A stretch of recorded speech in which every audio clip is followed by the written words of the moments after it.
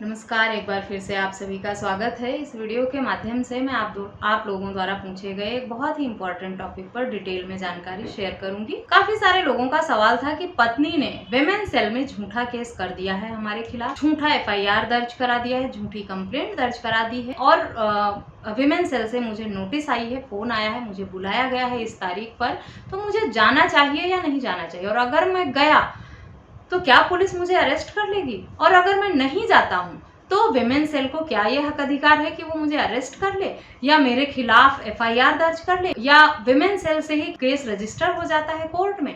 इस तरह के बहुत सारे सवाल लोगों के आए थे विमेन सेल में शिकायत को लेकर।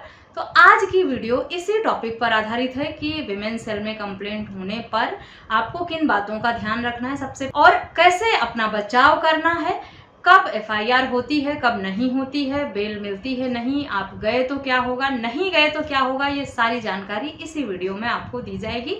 तो पूरी जानकारी पाने के लिए इस वीडियो को अंत तक जरूर देखें। अगर मेरे चैनल पर नए हैं, अब तक सब्सक्राइब नहीं किया है, तो प्लीज सब्सक्राइब करके बेल आइकन को जरूर प्रेस करें ताकि इस तरह की और भी इंफॉर्मेटिव वीडियोज आपको घर बैठे मिलती रहें। सबसे पहले तो मैं आपको ये बता दूं, विमेन सेल में CAW सेल में तुरंत FIR तब होती है महिला की शिकायत करते ही जब महिला को गंभीर चोटें आई हों, आपने मारा पीटा हो उसको, और या कोई संगीन अपराध करने की कोशिश आपने की हो महिला के साथ, तब वो अगर कंप्लेंट लेकर थाने में जाती है तो तुरंत FIR हो जाती है।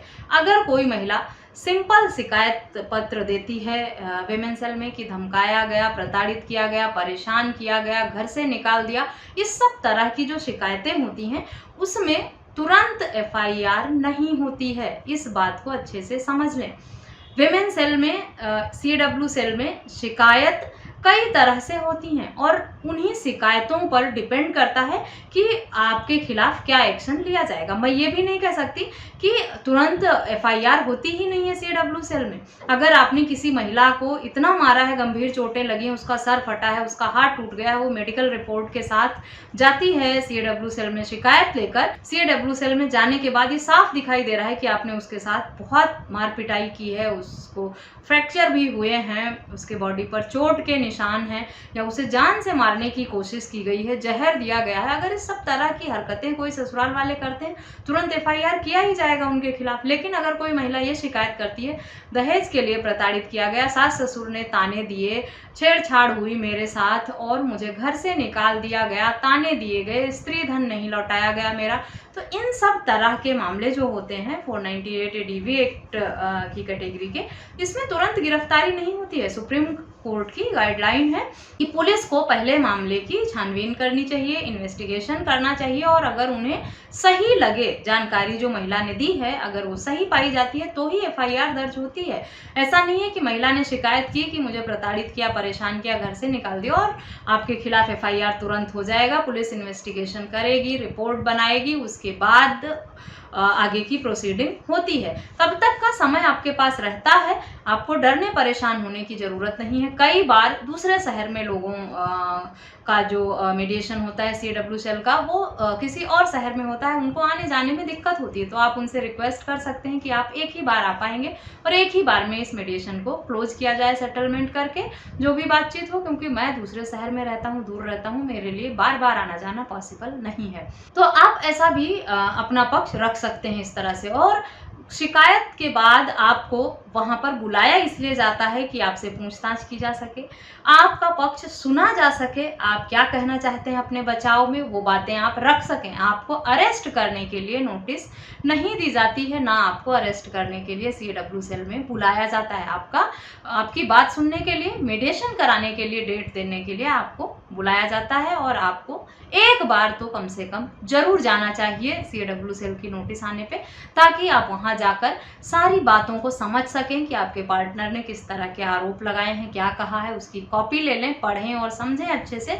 तब ये पता लगेगा आपको कि आपको अपना बचाव कैसे करना है, क्या क्या झूठे आरोप लगे हैं और क्या उसमें सच है, किन किन लोगों के खिलाफ आरोप लगे हैं, किस नेचर के आरोप हैं, ये सब आप तभी समझ पाएंगे जब आप वहां जाएंगे, मिलकर बात करेंगे और जो आपकी कंप्लेंट है उसको पढ़ेंगे। इसके साथ ही साथ जो मीडिएशन में सुलह समझौता करने की तारीख दी जाए, आपको उसमें अपना पक्ष रखना है सही से। जो सच है, झूठ है, उसको साफ शब्दों में पुलिस के सामने बताएं या मीडिएटर के सामने बताएं और अपनी बात को रखने का जो अवसर आपको दिया गया है उसे मिस ना करें, ताकि आप ये कह सकें कि आपको जो एक मौका दिया गया था उसमें आपने अपनी बात को रखी है पुलिस या मीडिएटर के सामने, लेकिन आपकी सुनवाई नहीं हुई है।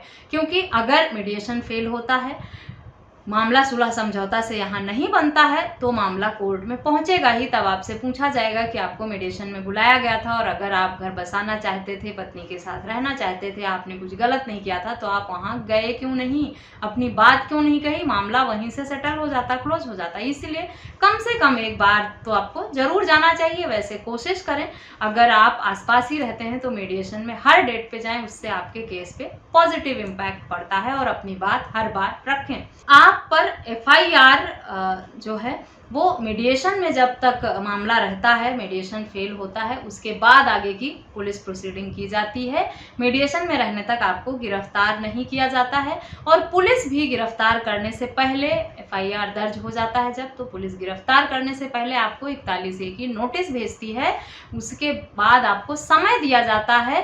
तब भी अगर आप पुलिस के पास नहीं जाते हैं, नहीं मिलते हैं, अपनी बेल नहीं कराते हैं, तब आपको पुलिस गिरफ्तार कर सकती है, उससे पहले नहीं। तो अपने मन से ये डर निकाल दें कि पुलिस आपको या CAW सेल आपको गिरफ्तार करने के लिए बुला रही है। जनरल पूछताछ के लिए, आपका पक्ष रखने के लिए आपको बुलाया जा रहा है। आपको बिल्कुल भी नहीं डरना है। अच्छे से अपने परिवार या किसी मित्र को साथ में ले लें जो समझदार हों, पढ़े लिखे हों, आपके लिए हेल्पफुल हों, उनको साथ लेकर जाएं, ताकि आपको एक मोरल सपोर्ट रहे, हिम्मत रहे और आप अपनी बात को अच्छे तरीके से मीडिएशन में या पुलिस में रख सकें। मीडिएशन और पुलिस काउंसलिंग ज्वाइन करने का एक फ़ायदा ये भी होता है कि अगर आपके मित्र, रिश्तेदार या परिवार के अन्य सदस्यों का नाम गलत तरीके से लिखवा दिया गया है, वो सब दूर रहते हैं, पास नहीं रहते, जैसे ननद का नाम लिखवा दिया, जेठ देवर का नाम लिखवा दिया, ज्वाइंट फैमिली में रह भी नहीं रहे हैं लोग, सब दूर दूर रह रहे हैं, अलग शहर में रह रहे हैं, कुछ लोग तो देश में भी नहीं रह रहे, विदेश में रहते हैं, उनका नाम भी झूठे मामलों में दर्ज करा दिया जाता है। तो अगर इस तरह के नाम दर्ज हैं तो आप उन सबको पुलिस से ही बातचीत करके सारा सच बताकर वहीं से इन लोगों का नाम हटवा सकते हैं। उन लोगों का नाम कोर्ट तक जाएगा नहीं। यह सबसे बड़ा फायदा होता है पुलिस और CAW सेल या मीडिएशन में जाकर अपनी बात कहने का और काउंसलिंग ज्वाइन करने का। दूसरी बात, अगर आप जाते हैं तो आपको ये भी पता चलता है कि आपकी पत्नी की अगर कोई अनलॉफुल डिमांड है, वो मेंटेनेंस एलिमनी लेना चाहती हैं, तो वो बात भी कोर्ट में रखेंगी। अगर उन्होंने इस सपने के साथ आपके ऊपर झूठा मामला दर्ज कराया है कि उन्हें लाखों या करोड़ों मेंटेनेंस की एलिमनी के रूप में मिलेगा, तो उन लोगों का मुंह खुलेगा काउंसलिंग में और वो कहेंगे हम अपना केस वापस ले लेंगे। जब मीडिएटर द्वारा या पुलिस काउंसलिंग में ये कहा जाएगा कि आप दोनों लोग जो गलतफहमियां हैं, जो लड़ाई झगड़े हैं, उसको सुलह समझौता करके ख़त्म कर लें और लड़ाई झगड़ा ना करें, एक बार अपना घर फिर से बसाएं। तो अगर पार्टनर को नहीं रखना होता है या साथ नहीं रहना होता है तो वो वहीं पे बोल देते हैं हमें इनके साथ रहना नहीं है, हमें बस इतना ये दे दें पैसा, इतने लाख दे दें, इतने करोड़ दे दें, जिसका जैसे जिसका स्टैंडर्ड होता है, जैसे जिसकी लाइफस्टाइल होती है, जिस हिसाब से जिसकी हैसियत होती है, वैसे ही डिमांड भी की जाती है। पार्टनर फिर उस हिसाब से एलिमनी मेंटेनेंस मांगता है कि ठीक है हम अपना केस वापस ले लेंगे, समझौता कर लेंगे, रहेंगे तो नहीं, साथ नहीं रहना है, डाइवोर्स दे देंगे, लेकिन ये मुझे इतने लाख या इतने करोड़ रुपए दे दें, एक मुश्त गुजारा भत्ता के रूप में या एलिमनी के रूप में अपना केस वापस ले लूंगी। तो आपको ये भी पता चल जाता है कि सामने वाला किस सोच के साथ आपके ऊपर केस किया है और आपसे कितनी बड़ी डिमांड होने वाली है मामला कोर्ट में पहुंचने के बाद।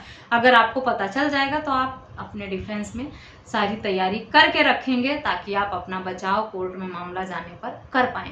तो ये कुछ फायदे हैं जो अगर आप मीडिएशन ज्वाइन करते हैं तो आपको मिलता है, और नहीं जाते हैं अगर, तो जो फाइनल रिपोर्ट होती है मीडिएटर की तरफ से या पुलिस की तरफ से वो लगा दी जाती है। आपकी तरफ से आप नहीं गए हैं, आपने अपना पक्ष नहीं रखा है, वही रिपोर्ट बनाकर लगा दी जाएगी।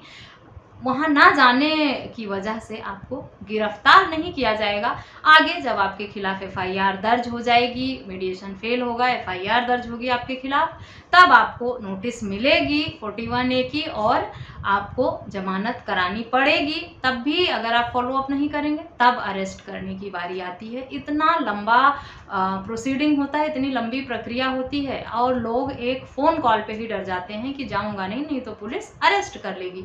मारा पीटा नहीं है आपने, झूठे ही मामले हैं, तो डरने जैसा कुछ है ही नहीं। आपको आराम से खुश होकर बहुत प्यार से जाके पुलिस और मीडिएटर के सामने अपनी बात रख देनी चाहिए।